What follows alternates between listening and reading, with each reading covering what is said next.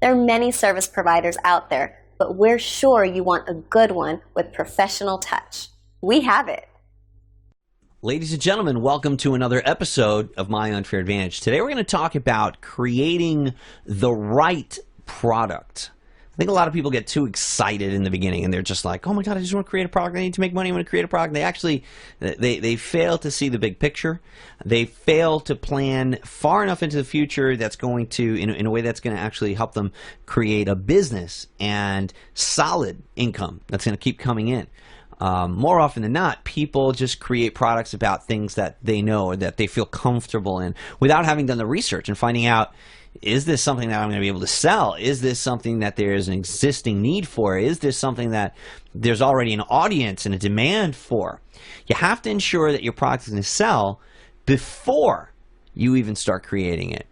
And this is one of the biggest mistakes that I see new internet marketers making online, and it is probably the reason that most people struggle to find traffic and to make sales. And usually when somebody comes to me and says, well, Omar, how can I drive traffic? I usually say, well, you probably already screwed up the whole process because you made the product first and didn't consider a traffic source before you started making it. So now your life is going to be a living hell and it's going to be consumed with driving traffic instead of being creative and making new products. So let's talk about how to create the right product, one that's going to make you a lot of money. And this all starts in the research phase, right in the beginning. Let's understand what makes a product the right product. What makes it an awesome product? In my opinion, an awesome product is one that helps people and it sells like crazy and it makes affiliates a lot of money. Notice I didn't say an awesome product is one that makes me rich. An awesome product is one that's going to, make me all this money and do all, because you know what? Here's the thing. What I've come to learn is that the real money is made on the back end. The real money is made when you market to the buyers. Now, if you think that our success has come from the profit made selling $10 ebooks or even $47 ebooks or $97 softwares, it hasn't. What I've learned and what has really taken my business to 7 figures has been the creation of a loss leader and the creation of a sales funnel. The creation of a purchase process that's going to walk a prospect through a purchase decision that is crafted solely for the benefit of the affiliate. Because when I craft an offer solely for the benefit of the affiliate, the funnel-wise anyway, profitability-wise, when I craft it solely for the benefit of the affiliate that's driving the traffic, what's going to happen is I'm going to attract a lot of affiliates that are going to drive a lot of traffic. Traffic won't be an issue for me because affiliates are so profitable and the product is selling so well that they will continue to mail, continue to run ads, and they're going to be paying to run ads for me to drive traffic to my site through their affiliate link because it's so profitable for them. That's an awesome product. That's a product that I'm never going to have to worry about driving traffic because the affiliates are doing it for me. Why? Because I focused on making the affiliates profitable on the front end. And I focused on creating my money, my wealth, my revenue on the back end, on the strategies that I'm going to use to monetize those buyers that the affiliates just handed me in exchange for that profit that I gave them on the front. Okay, so these are some of the things that I've learned, and it's simply a matter of looking at it. It's the way that you're looking at the money-making process that's going to determine whether or not you make money. If you're trying to make money off of that front-end product, and you're trying to, pay the affiliate just 50% or even less than that sometimes because you want to make those $3 per sale on the front end, you know what's going to happen? You're not going to get as many affiliates, so you're not going to make as many. You're not going to get as many sales. And then now you're like, oh crap, I didn't make enough sales. Okay, well let me try finding customers. Now you're out there finding customers instead of finding affiliates, which again is the wrong mentality because an affiliate brings you hundreds of customers. So instead of going out there and trying to bring one customer at a time to your website or to your product, which you shouldn't be doing to begin with, because driving traffic sucks and it's a time waster. And that's not what the owner of an online business should be doing. An owner of an online business should be creating products to launch, because driving traffic is just tedious, and it's who wants to do that?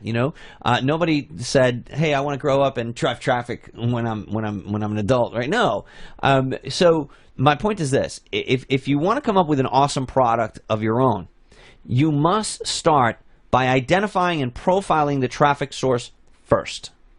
Failure to do this will land you in trouble later.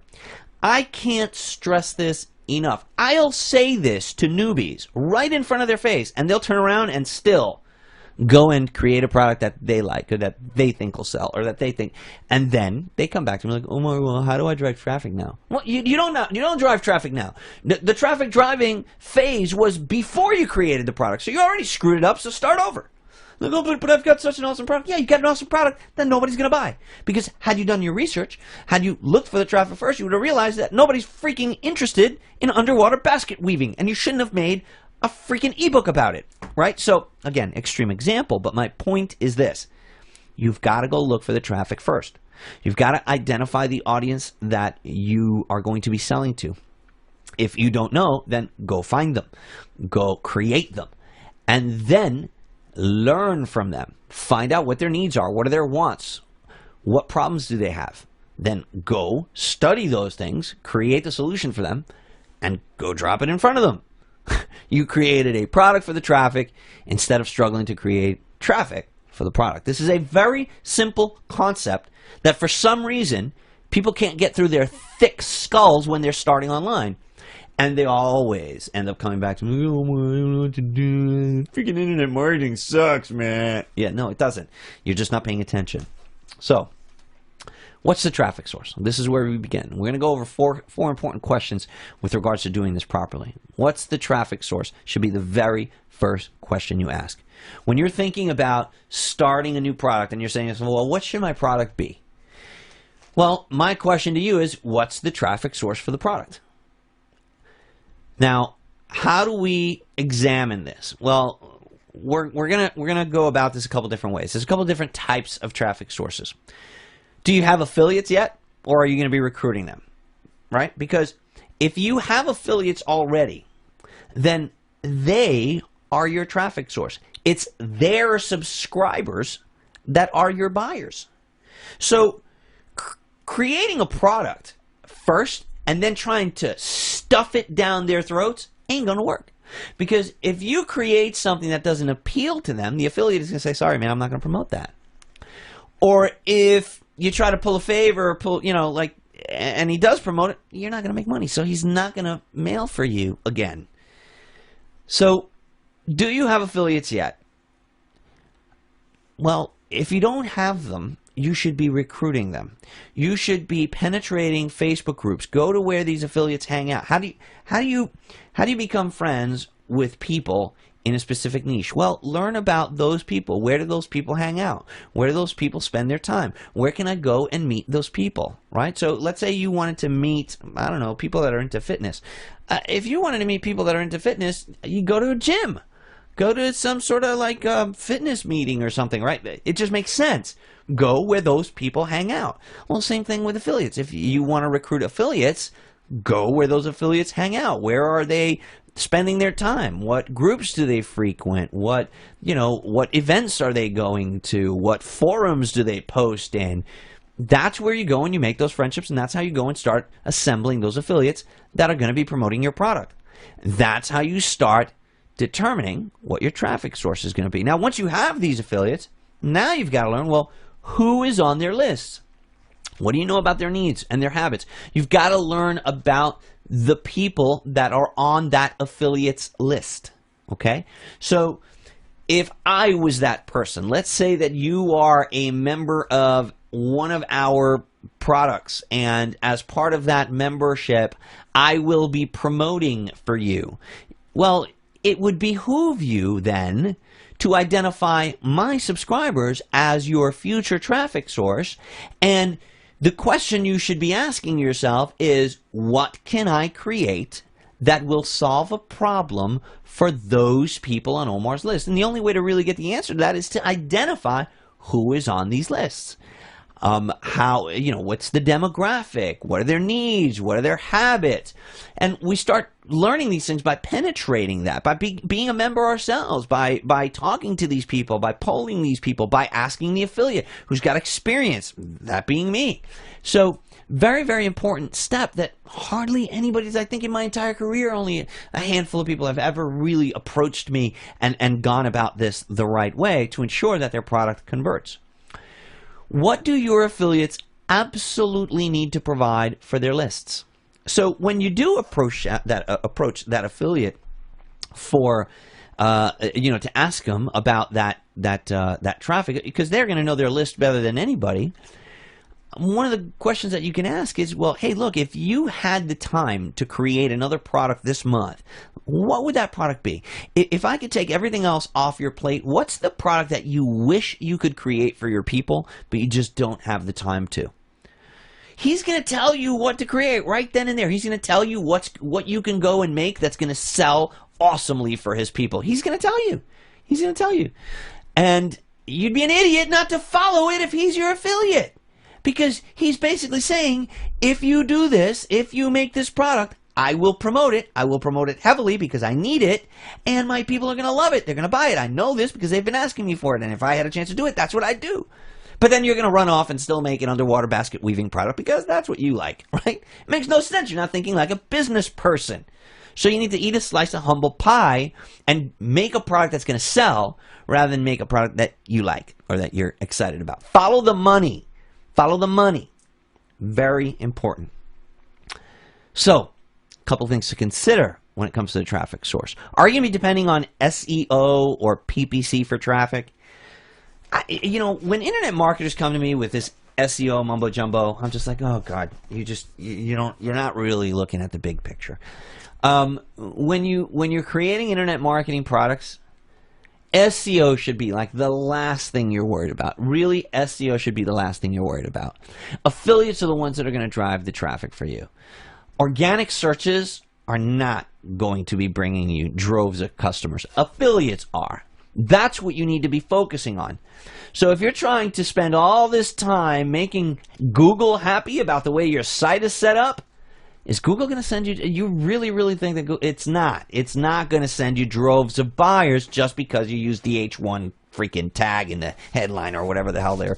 And then that's the other thing. Now your business depends on Google, and every time they do another animal update, guess what? Boom, you just got Google slapped, and you're really working for Google, not yourself, right? Now PPC, a little bit different, but in any one of these cases, whether you're doing pay-per-click advertising where you're going to be investing money, or you're doing search engine optimization for evergreen product sales or what have you, I don't know why, but if you are, an important thing to consider before you create the product, since this is going to be the traffic that you're going to be turning to in order to make sales, is what keywords are you going to target? What's the target audience? Who are they? What are they typing into their search bar every month or every week or every day?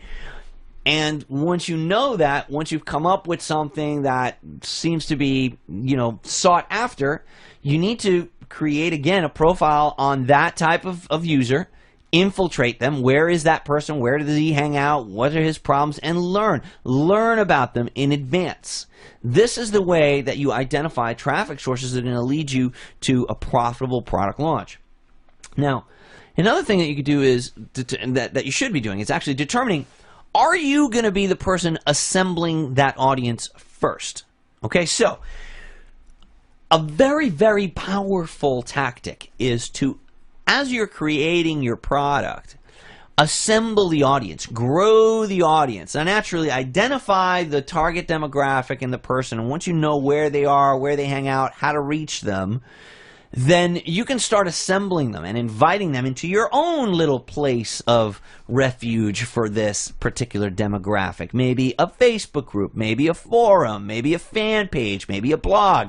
Anywhere that you could post content that interests this demographic, that they will be willing to somehow align themselves with you by either clicking a like button, entering their name and email, a way that you're going to be able to market to them. Okay, so are you going to be doing that? Are you going to be assembling that stadium where that audience is going to sit? Is it going to be a Facebook group? Is it going to be a forum? Is it even going to be an email list? Maybe you're going to build a squeeze page that's going to offer a free report on model airplane building, for example, and you're going to go to some model airplane forums and share it with them. I don't know what your tactic is going to be to assemble that audience, but it would behoove you to build an audience of a few thousand people in the same time. Do this in parallel at the same time as you're creating the product. Nonetheless, after you've already done the research on the niche and the specific target audience, and you understand what their needs are. An important thing to keep in mind once you've identified that traffic source, once you've profiled them, is to know if they're evergreen. Is it recyclable? Is it a seasonal type of traffic source? The best way that I can point this out to you is a comparison between toilet paper and fur coats. One of them sells much better than the other, and that is toilet paper. Why? Because it's a consumable item. People will always need toilet paper, right? But a fur coat is something that you kind of buy once. So with toilet paper, you can sell it over and over and over and over and over again to pretty much everybody, right? So where on the scale does your product fit? So between toilet paper and fur coats, which is a very, very small percentage of the population that is ever going to buy a fur coat in a very small percentage of the world, and a very small percentage of income because they're so expensive, and it's a specific type of person that will buy a fur coat.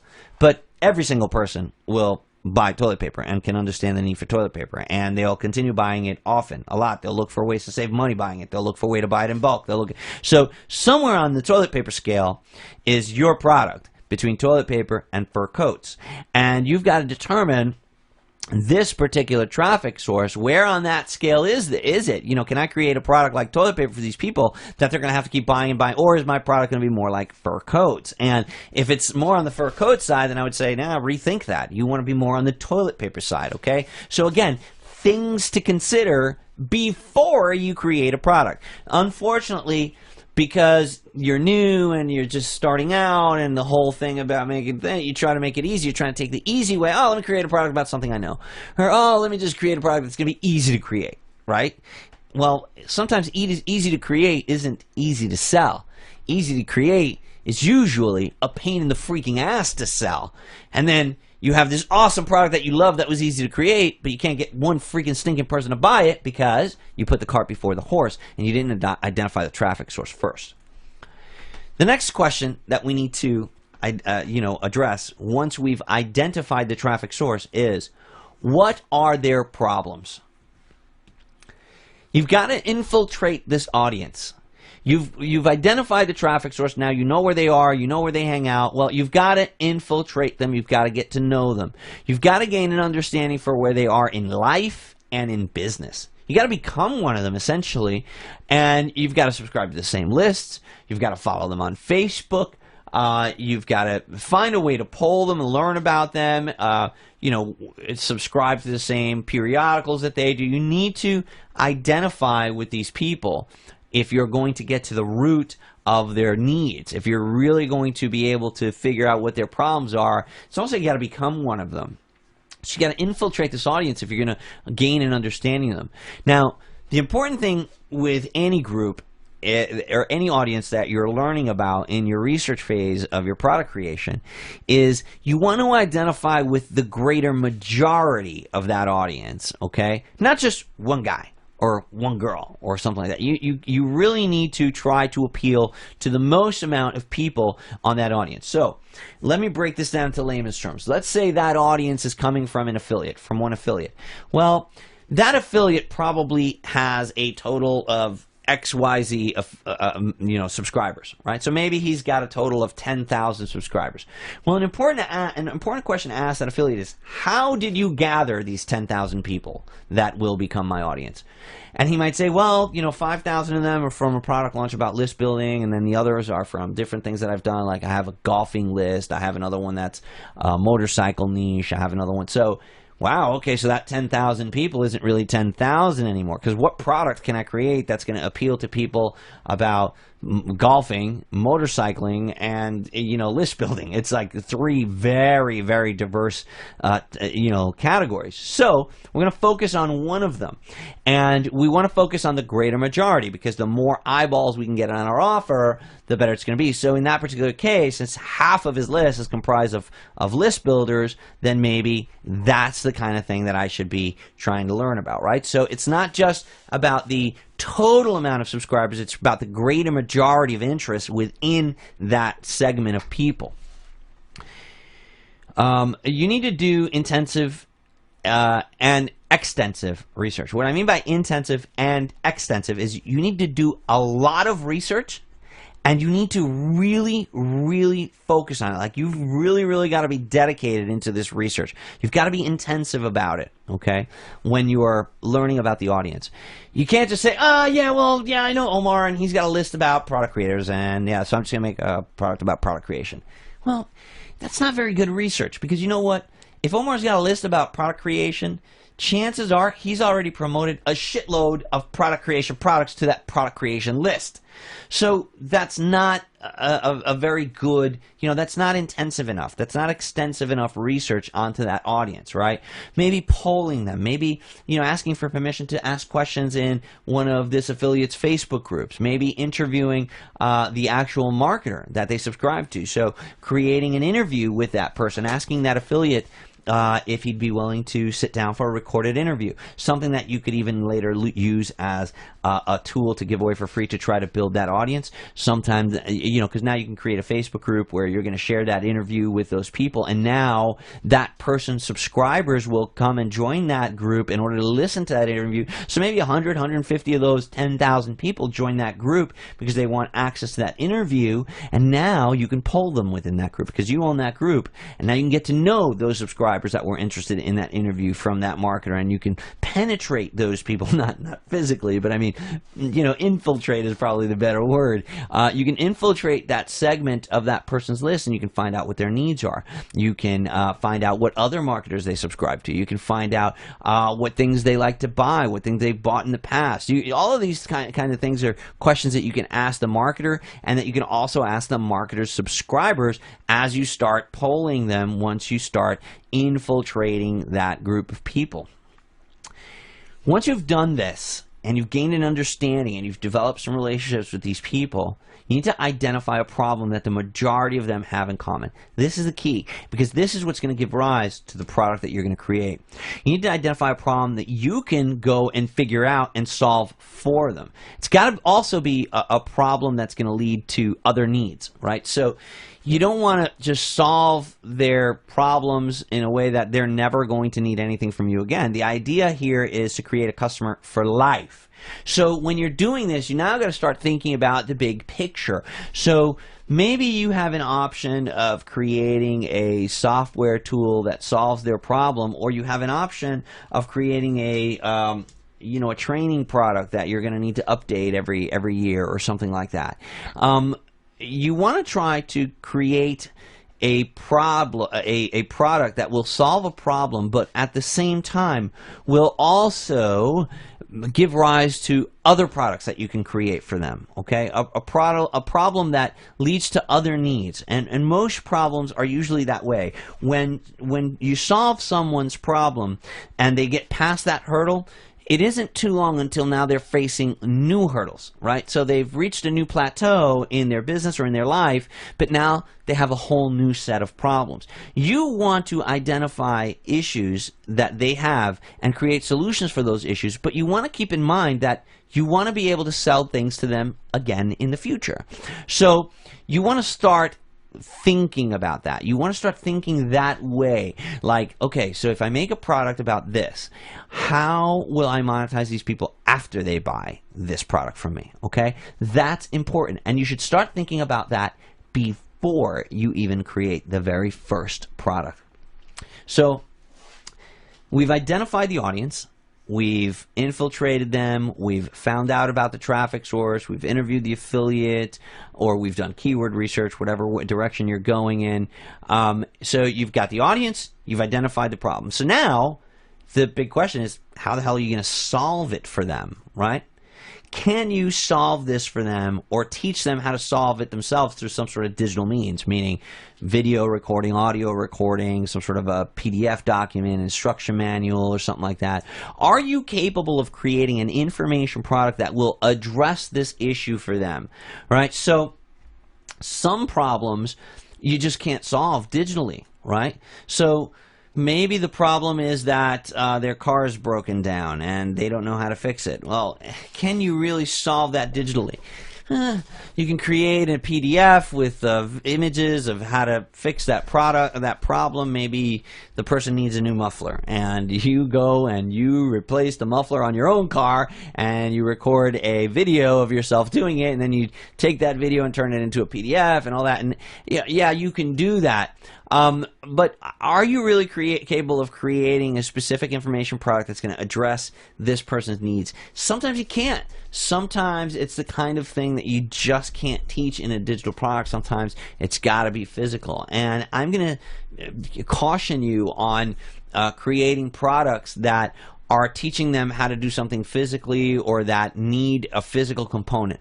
I'm going to caution you on doing that first. You can experiment with that after you've got some more experience in creating digital products. But as a first product, you should create something that digitally solves their problem.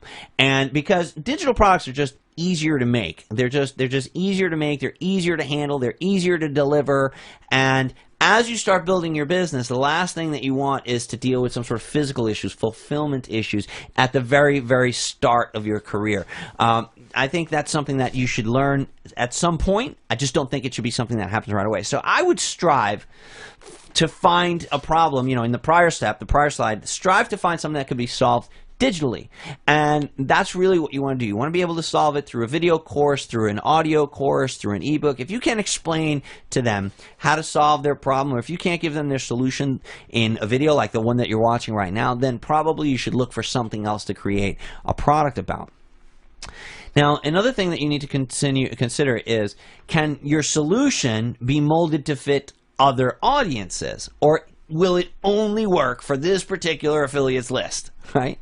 Are there similar products out there already? And that's the way you find out if there's other audiences. So once you're thinking about your solution, you're starting to get the ideas, start going into the marketplaces. Go to ClickBank, go to JVZoo, go to Deal Guardian, go to whatever one you want to go to, and do some searches. Do some extensive and intensive searches. Don't just type one word into the search bar. Oh, nothing's there. Okay, awesome. I'm going to be risky. I'll be the first one. No, go and look. You actually want to find products that have competition. You want to find products that there are other similar products out there. Why? Because that means that you can fit other audiences. That means that now, and you might be saying, well, what do you mean, Omar? How am I going to fit other? Well, now you can go and hit those affiliates, those product creators up as affiliates. Now you can share your product with those affiliates lists, right? You have a place now to go and recruit more affiliates. So again, finding traffic is something that we're doing in advance. We're going, as part of our research, we're going and we're finding other affiliates that we can recruit. So if I'm thinking about creating a product on list building, or a specific type of list building, or how to use this particular autoresponder or something like that, I'm going to go into the other marketplaces. I'm going to see if anybody else has created a product like that. And then if I find a few, I'm going to say, okay, great. I'm going to research those, find out who created those, because those people that created those products, obviously they have a list of buyers that are in the same niche and that have the same interest. So those marketers, those product creators, they're on my radar now as a source of traffic for me. And I'm doing all of this before I created my product to make sure that these options are there for me. Once I'm done with my product, I'm going to have a place to go to find buyers, right? And that's important. So don't leave it till after you've created your product to hope that you can find affiliates and to hope that you can find audiences, okay? Can this be molded to fit other audiences? Are there similar products out there already? Very, very important question to ask. Now, I talked a little bit about platform dependency when we mentioned SEO, and this is important with your solution. Is your solution platform dependent? Or is it seasonal? A lot of people create tutorials on, like, for example, what's an example of a seasonal product? Maybe Maybe your audience lives in Hurricane Alley. That's you're targeting a list, an affiliate that sells survival gear is going to be your affiliate, and that guy's got a list of 16,000 people that are all from Hurricane Alley, and they're all in this group for hurricane preparedness, and you're going to build some kind of a product or a tutorial or video series on how to prepare for hurricanes, or I don't know. I'm pulling this out of thin air, making it up as I go along here as a example. This kind of becomes a seasonal product now, right? This is kind of gonna kind of be tough because if it's not, if it's not hurricane season, it's gonna be tough to sell this. It's gonna be tough to sell this to people in Alaska. It's gonna be tough to sell this to people in areas of the world that don't have hurricanes or that don't have that problem, right? So even though you did find a niche, you did find a group of people, you did find people with a problem, and you did find something that you can create a solution about, you did it in a industry or niche that's seasonal or that's platform dependent. Platform dependence could be just as crippling. For example, if I created something that depended on Facebook, let's say my product was something about how to build a Facebook fan page, and I spent 3 months creating this, learning how to create the awesomest Facebook fan page, creating 10 of my own, building audiences for those pages, and doing all of that. And then I create this Mac Daddy product. It's awesome. I've got multiple affiliates that have Facebook lists and people that are interested in Facebook marketing and stuff like that. So I think I'm all set. And then guess what? All of a sudden, right after I launch or the day before I launch, Facebook decides, well, you know what, guys, we're going to remove the whole Facebook page feature. We're just not going to do it anymore. I'm not saying that that's going to happen. It's unlikely, but it can. And the reality is that you've created a product that's dependent on another platform. And whenever you create a product that's dependent on another platform, you will always kind of be working for that platform because that platform has control over you. If they change things, you've got to go change things. And that's a pain in the ass. So the more dependent on outside factors, the less in control of your business that you are. So these are all things that I consider when I'm thinking of how I'm going to solve the problem for this audience that I've found, because I want to avoid getting into a solution or getting into creating a product that's going to be a pain in the ass for me later. Speaking of being a pain in the ass later, can it be sold later? Is it something that's going to be evergreen? Can I sell this year-round forever? How am I going to be able to continue monitoring this solution after, or rather, the right word there is not monitoring, it's monetizing. How am I going to be able to continue monetizing this solution after the initial product launch? Am I going to be able to keep this website open and drive traffic to this perpetually? So am I going to be able to experiment with cold traffic and pay-per-click and media buys and all kinds of other things? Is this an evergreen thing, or is this something that is some sort of a solution for just something that's happening right now? For example, what are the kind of things that happen once? Let's say that do you remember, I might be showing my age here, but there was a big scare in the year 2000, Y2K. Oh my God, the internet, it's going to explode on midnight of the year 2000. So let's say that you identified a big hungry market of people that were looking for a solution. They were looking for a way to protect their computer and back everything up in case, the internet falls apart on midnight in the year 2000, right? Well, maybe you create a tutorial but that's the kind of thing that you're just going to try to milk it, because after that event happens, guess what? That's it. People are not going to need to buy your Y2K product anymore. It's not an evergreen product, right? So will you be able to continue monetizing this solution after your initial product launch? All very important questions to ask.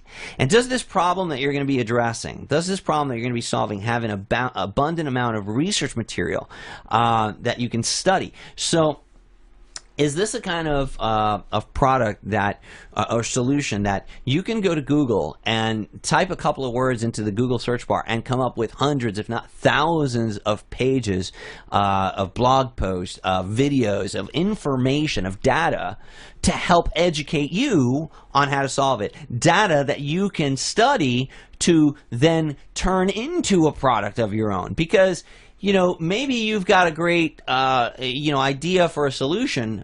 Maybe you found, and this is a terrible example, but maybe you want to create a product about cancer, but you want to write a book about cancer, but it's going to be tough to, because unless you're going to go find the cure for cancer, you're going to be hard pressed to go and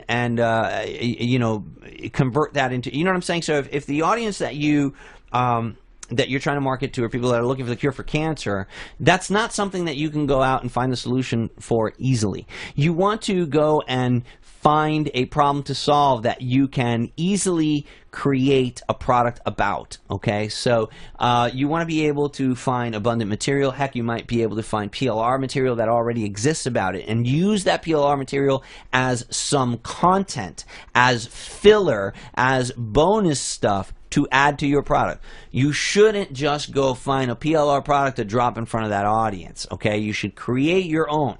But there's no reason that you can't use some of that PLR stuff that you find out there on the subject as a source of your research, right? As a source of material for the product that you're creating, for the videos that you're going to make, for the audios that you're going to record, for the book that you're writing yourself, okay?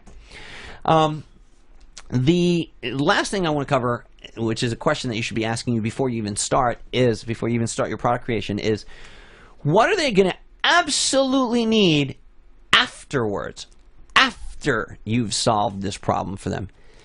Do you know what are the things they're going to need after they buy from you? Because you're going to need to keep selling to them. You don't want to just create yourself a product in a niche for an audience that just needs to buy once. Toilet paper, for example. They're going to need that over and over and over and over again, right? So, creating a product that solves their problem once and for all is not usually a really good idea, because then, or rather, if it's good that you solve their problem once and for all. That's not what I meant to say. It's good that you solve that problem once and for all, but it's also important for you to identify things that they're going to need after that problem is solved. Okay, so you got to think like a business person here. You got to reverse engineer your offer based on things that you plan to sell them after they buy. I talked earlier about creating a product that is profitable for your affiliates. In many instances, one of the things that's wise to do is to offer that affiliate 100% commission on the front end product. 100%. So you literally do all this research, all this market penetration, you do all of this product creation and everything. You really put your ducks in a row. You do intensive, extensive research to create a product that you're going to give away 100% of the profits for. But doing that is going to ensure that you're going to get a whole bunch of affiliates excited that are going to send you a whole bunch of customers. And then you're going to make your money by selling them things after they buy that initial product that's profitable for the affiliate. This is smart marketing. This is strategy. What's going to be the high-ticket webinar that you automatically register those new buyers of yours into? I want to pause here for a second, and I want to spend a moment talking about this, because this concept has added millions of dollars to our bottom line over the years that we've been building our business. The concept of creating a product that introduces people to a high-ticket back-end webinar. The idea that that front-end product doesn't need to be profitable for us at all, but rather profitable for the affiliate, which is bringing us customers. The more profitable and exciting that I can make that front-end product for the affiliate, the more he's going to want to promote it and the more customers he's going to send me. So let's do some really, really quick math here just to give you an example, all right? Let's say that you were to do a product launch and that you were to create a product that sells for $10 and that you were to offer those affiliates that are going to be promoting your product 100% commission. So they're going to make $10 per sale. Not just on that product, but you're also going to have an upsell and maybe a downsell. And you're going to give them 100% on all of that. You're not going to make any money at all on the front end product. This is what we call a loss leader. The lead-in product to your funnel, to your sales funnel, to your purchase process that you're going to be putting your visitors through is a loss leader. It's not making you any money. It's leading people into your funnel. It makes your affiliates money. So a lot of things happen when you start creating this dynamic. It makes them more profitable, which means the EPC is going to be higher. The earnings per click is going to be higher because you're giving them 100% of the commission, which means that the statistics are going to display inside of the marketplace as much more profitable than if you're just giving them a percentage. Other affiliates will see this and they'll be like, oh wow, the EPC is high on that. Let me promote this product as well. So it's going to start to buzz and you're going to start creating. One affiliate is going to attract another affiliate. And if you craft the offer to sell, so if you price it to sell, because you're not looking to profit on that front end, you're looking to make a lot of sales. So not only are you going to make it appealing to the affiliate, but you have to make it really appealing for the customer. You got to make it a no-brainer. You got to make it something where like, oh my God, I'm getting 10 videos plus that plugin for only $9. Wow, I've got to buy this. It just makes sense to buy it in case I ever do need it. So you got to get your customer thinking that way with a no-brainer offer. And what do you care? You just want a price to sell because all that money's going to the affiliates. Now you've created this dynamic on the front end, on the loss leader of your product that's got a flood of affiliates driving a flood of traffic. So traffic is not going to be a problem because of the strategy that you're using. Now, let's just say, for just illustration purposes here, that you run a product launch, you set it up as a loss leader, you give 100% commission, and on top of the fact that you're giving away all the commission, you create a contest for your affiliates and you put up a couple $1,000s in prize money. Now those affiliates are even mailing harder and they're mailing over and over to try to win that $2,000 or that $1,000 or whatever that prize is that you're doing. And you might be saying to me right now, oh my God, Omar, I haven't made any money on the front. I'm tapping into my savings to give. Oh my God, you're going crazy. No. Listen to the strategy here. That mentality, setting that up on the front could very well make you several thousand sales. Several thousand sales. Let's not go with several. Let's just say 2,000. Let's say that you have a launch that does 2,000 sales.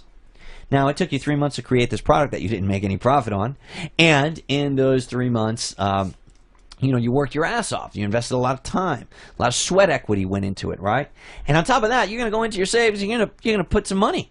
You're going to put some, you're going to go ahead and put some, another $1,000 or $2,000 or whatever into prizes for your affiliates, right? So now it's actually costing you money. It's a loss to do this launch. It's a loss. But it's going to bring you in 2,000 people because you did it right, because you went to the affiliates first, because you did your research, because you found the traffic first. This is not really risky, right? It's not risky. If you're scared about doing this, is because you haven't done the research. Because if you've done the research and you know the audience and you've penetrated it and you've infiltrated it and you've done your studying and you've created a product that will appeal to them and you've built a relationship with the affiliates and you've interviewed the affiliates and you created something they need, it's not risky. You know it's going to sell. You've got no problem doing a loss leader when you do it that way. If you're afraid, it's because you haven't done enough research. Go back to the drawing board. So we do 2,000 units on a front end. And remember, out of that $10, out of each sale, the fees get paid right out of that. So the PayPal fee, the JVZoo fee, that all gets taken out of the sale itself. So you're not coughing up more money to pay for that stuff. That all comes out of the sale money. The money that you're going to be coughing up is the prize money. All right, so it costs you, let's say, $1,500 for $1,000 you put up for prize money. So now you've got 2,000 customers, brand new customers, people that invested money in you. They saw your face on that sales page. They saw your sales video. They saw your product. They've invested in you. They are now on your list. So you've built a list of 2,000 buyers. You've probably also built a list of, maybe another 1,500 freebie seekers because you had an exit pop on your sales page like Omar Martin taught you. That gives them something for free and puts them into an autoresponder sequence. There's another video about that in the archives. But you've got 2,000 buyers and you've got another 1,500 freebie seekers. You've got a total of 3,500 people as a result of this launch, but you still haven't made any freaking money. However, you followed Omar's advice, and you know what you did? You found yourself a high-ticket webinar. You created relationships with affiliates, and you found a guy that's got a webinar out there. He's got a product. He's been doing this a lot longer than you, and he's got a product that he sells for $1,500. $1,500. And it's a congruent product to what it is that you're selling, and it's going to appeal to your audience. So this $1,500 product, this guy, he's been an expert, he's been doing this for a long time, and he's got proven metrics, and you know that his webinar that he does converts at let's give it a low number. Let's do all low numbers at 10%. So he's got a $1,500 product that converts at 10% via live webinar. So what you did is you took your 2,000 buyers and you automatically registered them. Right when they pay in JVZoo, it's a feature in JVZoo, you automatically register every one of those buyers into a webinar. You now have 2,000 registrants. 2,000 registrants into a webinar. That's going to take place maybe a few days after your launch. You're going to show up and you're going to introduce that speaker. Now, we've got to do some math. I don't want to gas up your head. So let's do some math. If you've got 2,000 registrants, conventional wisdom and experience tells me that 30% or so will actually show up. So 2,000 times 30%, I'm working it out on my calculator right now, is 600. You'll have 600 people that attend live on more or less. And these are pretty accurate numbers because I've done this many times. So about 600 people will attend live. Now remember the statistics that we had, the metrics that we had. 10% conversion rate. That means 60 people are going to buy on the live call. 60 people are going to buy a $1,500 product. 60 times 1,500 equals $90,000. You just generated, well, somebody did it for you, $90,000 out of your lost leader. And you did it in 90 minutes.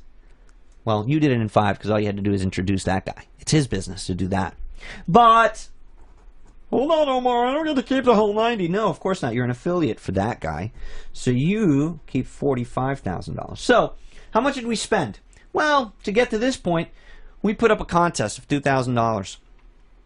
We invested $2,000 or $1,500, whatever the hell you need. And you invested the sweat equity of doing the research and creating the product for 3 months. $45,000, not a bad payday, but it doesn't stop there. You see, because remember, only 600 attended, and you built a list of 3,500, 2,000 buyers, 1,500 freebie seekers. Well, what are you going to do for the next 3 days after the webinar? You're going to promote the replay to those other people that didn't attend. And experience has told me that you're going to sell more, and on average for us it's about 65%, but 50% at least of your sales overall as a result of that webinar are going to come from the replay. So you're going to make another $45,000 at least. Likely you're going to make 90. On top of the initial 90 that you did, you're going to make this additional money by promoting the replay with a countdown timer over the course of 3 days using an urgency campaign that we call the Crush campaign. This isn't made up. This is real.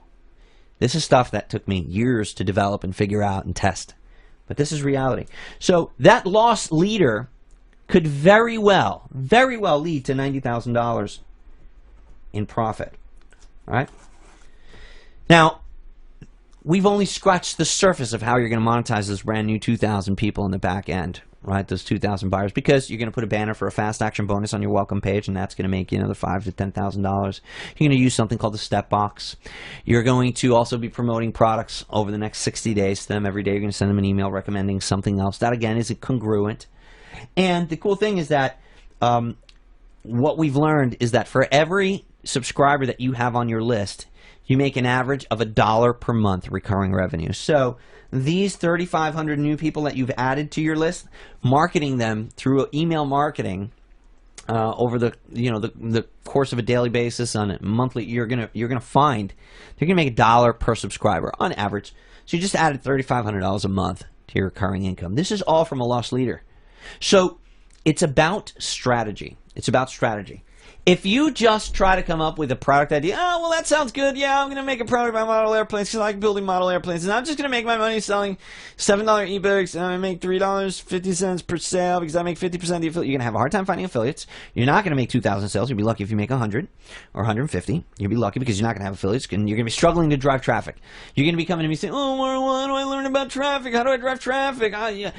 While the smart strategic marketers, the guys that are using higher level strategies, while those guys are generating, giving away 100% commission and generating hundreds of thousands of dollars on the back end, you're struggling to find traffic because you didn't do your research first. You put the cart before the horse. You're struggling to find traffic. You're trying to sell. You're trying to make $3.50 at a time from your guys. You're doing SEO. You're doing that.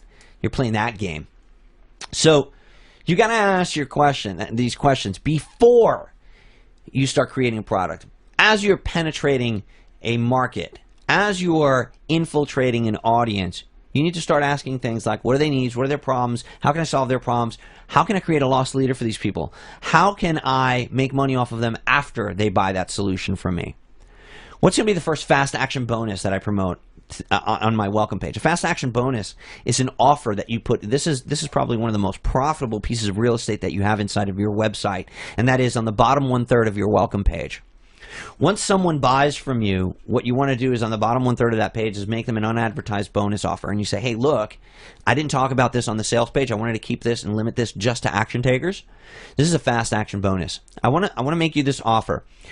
Everybody in internet marketing needs a hosting company, right? Well, I've negotiated a deal with this hosting company that if you sign up through me, through this link, they're going to build you a free website, or they're going to do this, or they're going to do that. And it's only going to cost you XYZ to do that. Throwing that banner in there is going to make you tens of thousands of dollars. We know this by experience, but it has to be a fast action bonus. You can't just be pimping out. You can't just be like a sales whore and make your visitors feel like you're just trying to squeeze every dime out of them. You've got to make them feel that you're trying to help them. You've got to make them feel, and you are, because you went and you found a deal. You did some research in advance. You worked out a deal with some company that has a congruent product, something that your people are going to need. And you say, hey, if I can bring you a bunch of customers, can you offer my customers a deal? You're negotiating a special offer for them, something. So it's a win-win-win situation. That company gets new customers, you make a profit, and your customers that needed this service get a discount. Win-win-win. This is the marketing side of internet marketing. Don't spend all your time on the internet. Spend your time on the marketing. Okay? That's your fast action bonus. What products are you going to be promoting to them via email over the next 60 days? In the process of recruiting affiliates, you can make out deals with these affiliates. You can say, hey, man, listen, I'm going to have a couple thousand brand new buyers. If you promote for me during my launch week, I promise to promote for you after my launch to all of my new buyers. Let's work something out. You promote for me, I promote for you. This is called reciprocity, right? So you should create a promotion schedule. Even before you create the product, you should be creating a promotion schedule that you're going to follow to the buyers of the product you haven't even created yet. This is how you create products that win. This is how you create businesses that win, that make you money long term. And remember, you're going to have multiple lists. As you can see on screen there, I put a capital S because you're going to have different, every funnel creates a series of lists. It doesn't just create buyers. You create buyers that bought your front-end product for $9. You create buyers that bought an additional upsell for $47. You create buyers that bought the downsell for another $9. You create freebie seekers that didn't buy shit. They just clicked the X to leave your sales page, but they wanted something for free. So you've got all these different types of people that you can market to, and you can market different things to those different people. All right, so somebody that was willing to spend more money on you, you can go ahead and start marketing them right away with more expensive products that you're going to be more profitable on. But the guy that was a freebie seeker, you might want to start with the $5 products. You might want to start with the $10. So you're gonna have this plan on how you're going to market to these people after they buy from you before you even create the product that they're going to buy. Do you see where we're going with this? This is being strategic. This is called creating a business plan. This is just one product out of your business plan. This is how you build a company that's making you millions of dollars in 8 years or in a few years. This is how you build a 6-figure business in a matter of 18 months like we were able to do. It's by thinking about strategy. What's going to be the next product that you launch? That's really important. How are you going to follow this bad boy up? Is there going to be a sequel? All right? How do you follow up strong in a few months with something different that's also going to appeal to this audience? So again, if you're creating the Y2K product, it's going to be tough to do a follow-up bang buster launch the next year because there wasn't no Y2K1, right? So how are you going to follow up? What's your next product going to be? All of these questions. This is called reverse engineering your funnel and your business funnel, not just your sales funnel for this product, but my entire business funnel. I'm reverse engineering. I'm thinking, what is next? What is next? After this, what do I do next? What will I do next? Like playing chess. You've got to be thinking 3, 4, 5 moves ahead. After I do this, what's going to happen? After that happens, what could possibly happen? If I don't do this and that doesn't happen, this other thing might happen. Well, if that other thing happens, what will I do then to counter that other thing? This is called strategy. And This is how you make money online. But if you're too worried about, oh my God, how am I going to pay the rent this month? Oh my God, I'm going to be sure I need to make money right away. Oh my God, you're not in any mental state to build a business. You're not being strategic. You're making decisions based on fear of losing your house. And this is why when people say to me, Omar, I need to make $500 by tomorrow. I need to, this week. And if I can't do it, then that means that you suck and you don't know anything about it anymore. Okay, I suck. I don't know anything about internet marketing. No problem. If you need to make $500 by next week, then you need to go get a payday advance or you need a better job. You need to fix your life. Because the fact that you need money so fast tells me that you don't have any strategy about managing your own money, let alone building a business. Okay, so very, very important. And I'm not saying this to put anybody down. I'm saying this to kick you in the ass to make you understand the mindset that you need to be in if you're going to create product launches that win. If you're going to create product launches that make you a lot of money. If you're going to establish a name for yourself. And then here's the other thing that happens. Something magical happens. When you do this, when you set up strategies like this, you make affiliates a lot of money. Next, it gets easier and easier to launch every single time. Affiliates are going to be approaching you and saying, hey man, when are you going to launch something again? When are you going to launch something, bro? Because I made a lot of money the last time you did something, and I need to make that kind of money again. So affiliates are coming to you, speeding you up. Traffic is no longer an issue. The guy that's struggling for traffic after being an internet marketer for a year, for 6 months, for creating, he just did it all wrong. He put the cart before the horse. Don't be that guy. Don't put the cart before the horse. Remember, if you get all excited and you put that cart before the horse, you're going to screw this up. You're actually going to have a 97% likelihood of failure. The people that fail, which is 97% of people that start to build an online, they fail. They crash and burn. They do it because they fail because they put the cart before the horse. They didn't go and find the traffic first. It's much easier to create a product for the traffic than traffic for the product. Get it through your skull. It's smarter to build a hut by the river than to go and find a nice empty spot in the desert and pray for rain. I hope that you heed this advice and that you use it in your business. Thanks for watching. I look forward to seeing you in the next MUA episode. Take care. Thank you for watching our video. I hope the information we presented shows you our excellent service. So what are you waiting for? Take action now and feel the change soon.